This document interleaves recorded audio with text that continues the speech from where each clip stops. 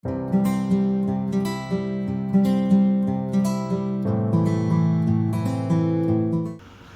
वालेकुम। आज जो हमारा टॉपिक डिस्कशन है वो बहुत ही एक इम्पॉर्टेंट विटामिन है जिसको आप कॉमनली सुनते भी होंगे और कोविड के अंदर आपने बहुत ज़्यादा सुना होगा और विंटर्स के अंदर आप बहुत सुनते हैं।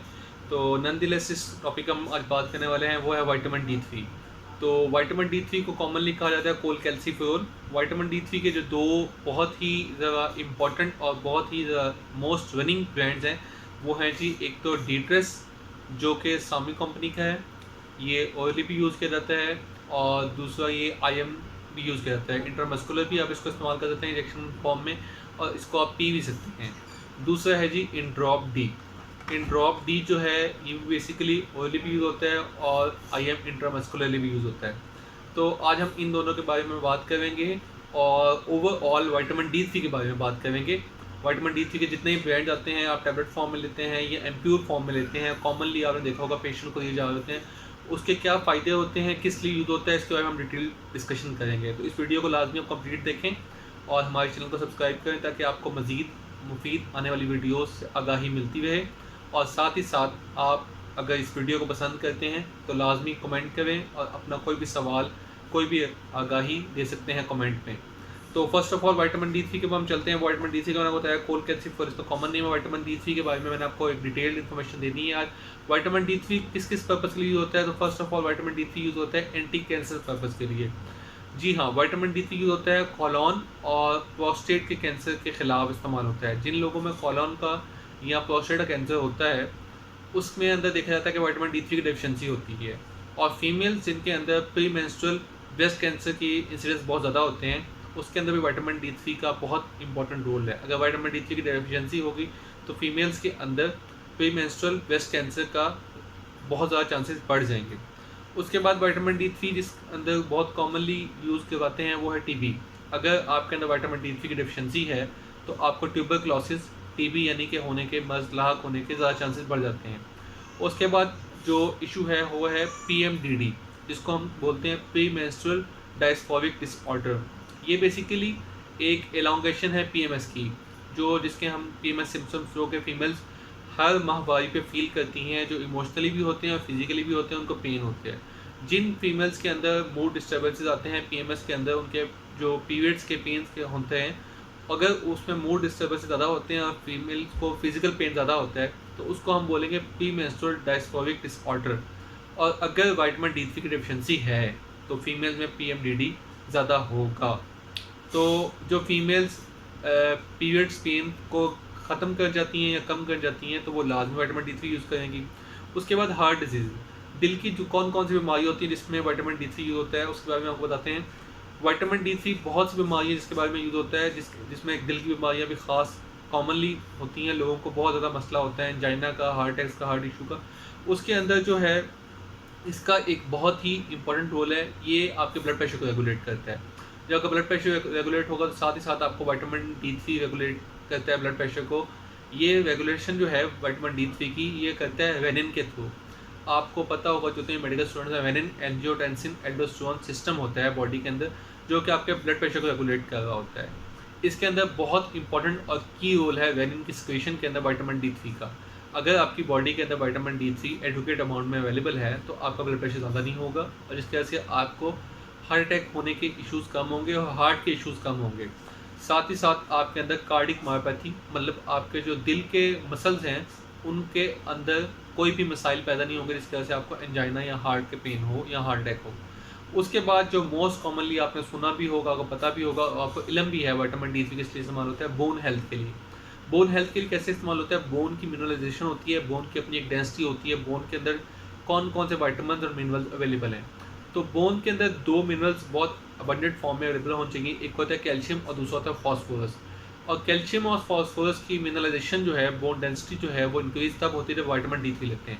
जब विटामिन डी थ्री लेंगे तो कैल्शियम अब्जॉर्ब होगा बोन्स के अंदर और बोन्स को स्ट्रॉन्ग बनाएगा, बोन्स की रीमॉडलिंग में हेल्प करेगा और बोन्स की डेंसिटी को इंक्रीज करेगा। उसकी वजह से बोन फ्रैक्चर कम हो जाएगा और जितने भी ओल्ड एज पेशेंट्स होते हैं या ओल्ड एज होते हैं उनको लाजमी दिया जाता है ताकि वो हिप फ्रैक्चर ना हो और उनके अंदर रिस्क कम हो जाए, ताकि उनकी बोन्स फ्रैक्चर जो हो रही होती हैं बार बार वो ख़त्म हो जाएंगी या कम हो जाएंगी।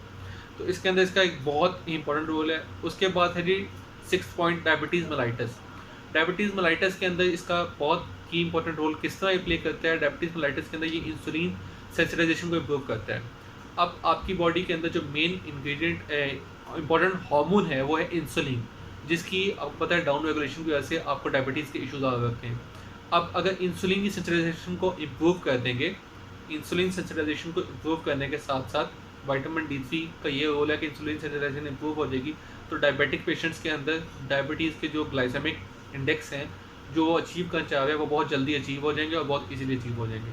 तो ये इंसुलिन सेंसिटाइजेशन के अंदर बहुत इंपॉर्टेंट रोल प्ले करता है और इंसुलिन सेंसिटाइजेशन को इंक्रीज़ करता है।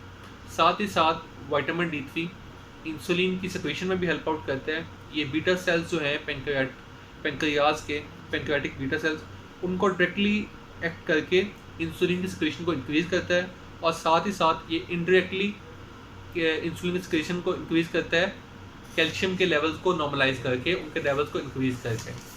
तो ये दो इम्पॉर्टेंट रोल हैं इसके इंसुलिन को रेगुलेट करने से, जिसके अंदर डायबिटिक पेशेंट के अंदर विटामिन D3 को यूज़ करना एसेंशियल है और इम्पॉर्टेंट भी है। उसके बाद आपने कॉमनली सुना होगा, जिसमें कोविड के अंदर बहुत कॉमनली यूज़ हो गया विटामिन D3, उसकी एक मेन और सिग्निफिकेंट रीज़न ये है इम्यून हेल्थ को इम्प्रूव करता है, आपकी इम्यूनिटी को बूस्ट करता है। आपने उर्फ़ आम लोगों से सुना होगा विटामिन D3 आप इस्तेमाल करें क्योंकि इम्यूनिटी को बूस्ट करता है।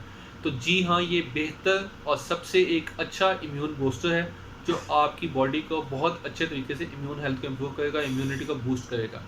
तो ये आपकी इम्यूनिटी को बूस्ट करता है और साथ ही साथ जितनी भी आपके अंदर इन्फ्लेमेटरी डिजीज़ होती हैं या रिस्क होता है आपकी बॉडी के अंदर इन्फ्लेमेशन होने का या डिजीज़ होने का या कोल्ड एंड कफ या फ्लू होने का, उससे आपको बचाएगा और आपकी इम्यूनिटी को बूस्ट कर देगा ताकि आपकी क़ुव्वत मुदाफ़िर जब बढ़ जाएगी तो आपको बहुत सी आने वाली बीमारियों से पहले ही आपकी क़ुव्वत मुदाफ़िर लड़ने के लिए काफ़ी होगी, जिस तरह के कोविड के अंदर भी, कोरोना वायरस के अंदर भी ये काफ़ी होता है।